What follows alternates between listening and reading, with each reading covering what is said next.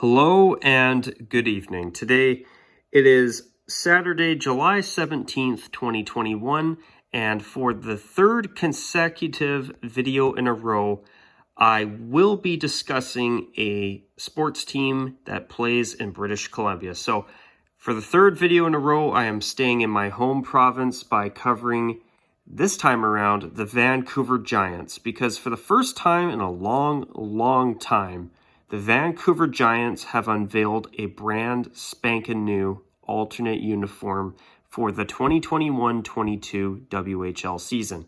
For anybody wondering, the Vancouver Giants play out of the Western Hockey League, which is one of the Canadian Hockey League's three leagues that make, well, the CHL, Canadian Hockey League. So this is their new alternate design. But before I go into that, though, I want to show you a couple photos. So their main jerseys will still continue to be their white and red jerseys you see here.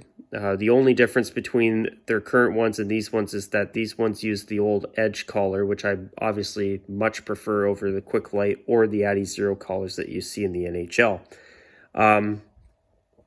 But there, the black jersey in the photo is a black and silver gradient heavy jersey that has, from what I gather, been quite popular amongst Giants fans.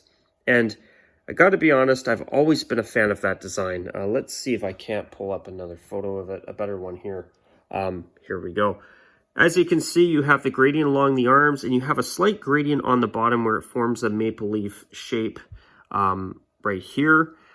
And I have to be honest, I have always been a fan of this design. It's been creative, and I've always felt it's been a cool looking jersey design that no one else has ever done before. And I mean, when I say nobody, I mean nobody. And I have to be honest, this is one jersey design that I regret not getting because I've always been a fan of this design. It's something that's modern, it's different, it's unconventional with its style, and I must say, does it ever look good? And for a third jersey.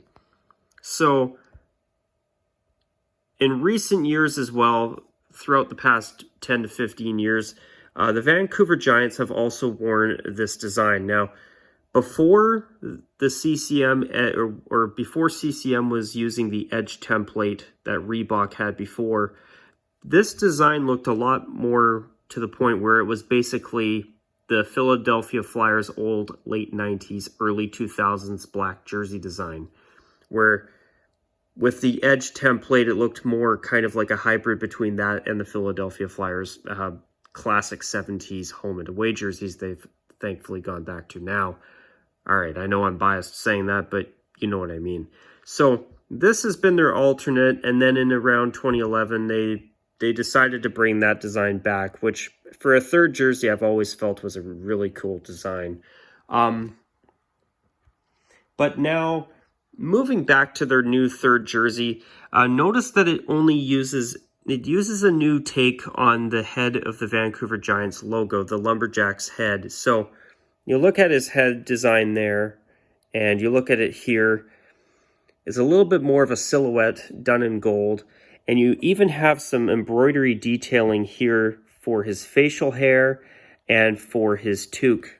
And I actually think that's a really clever touch. For a third jersey, and especially being the first third jersey that the Vancouver Giants have done in a long time that's actually a brand new design, I think it's actually not too bad.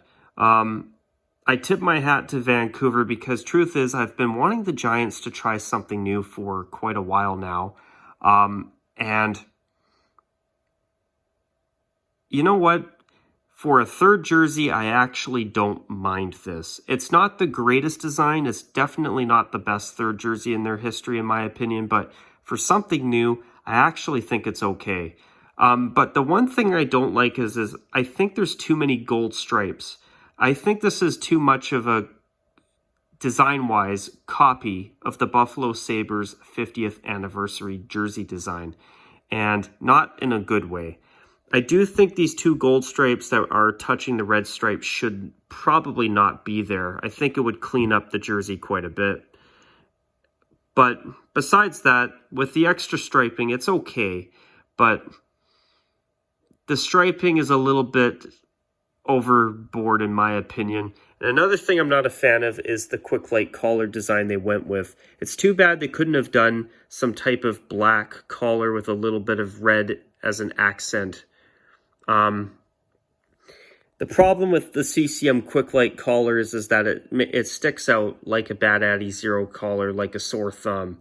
And it's too bad they couldn't have gone with even a black collar to tone down the quick light collar, because that's one thing about CCM's new quick light template that I hate is their ugly monster collar. Now, when you do it without the mock tie laces and you have the right design, it can look okay. But I think a solid red collar with that weird plasticky carbon fiber effect that CCM calls it, that's not a good look. But the design itself is not bad. I actually think that this might have even looked better with a very, very light silverish gray color instead of gold. I find it interesting that the Giants went with gold instead of silver, like they've basically used for the entirety of their 20-year history in the Western Hockey League. But, you know, for a third jersey, I definitely don't hate this look, but one little pet peeve I do want to throw in before I end this video. Dear Canadian Hockey League, please get rid of the jersey manufacturer patch on the front and the league patches on the front too. It's too bad they couldn't do a collar style where they put the league logo on a collar insert like they used to do with Reebok.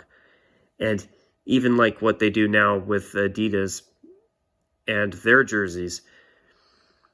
You know, I think that when they have all these patches on the front of every single jersey in the Canadian Hockey League, it's a little bit too much. I think the CCM logo being on the upper back of the jersey just below the collar is the perfect place for any jersey manufacturer logo, and that should be the only place in my opinion. But yeah, overall though, this design is okay. It's not the greatest. I still think that this design here is 10 times better than their new design. But as I say that though, it's definitely a nice breath of fresh air to see the Giants doing something a little bit different. I actually think that this head logo could actually be a decent primary logo in the future, because I do think their home and away jerseys, I'd like to see them go in a more traditional route, which I do like that about this jersey, but I'm not a fan of all the excessive gold striping, I'm not going to lie. Especially the two touching the red stripe. I would have taken those off, and I think that would have made this a lot simpler and a lot nicer. But is it the greatest design I've seen? Definitely not. But I must say, for a third jersey, though, I like that the Giants are doing something new. As for the letter and numbering fonts and the colors of those, I don't know what that's going to look like. I wouldn't be surprised if the player names will be in white lettering, and I could see the numbers maybe being red with gold trim or white with red trim.